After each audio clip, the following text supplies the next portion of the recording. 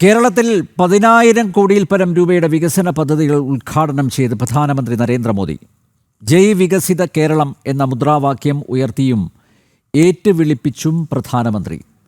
ഇടത് വലത് മുന്നണികൾ മാറി മാറി ഭരിക്കുന്നതിന് അന്ത്യം കുറിച്ച് കേരളത്തിൻ്റെ അതിവേഗ വികസനത്തിന് NDA അധികാരത്തിലേറ്റണം.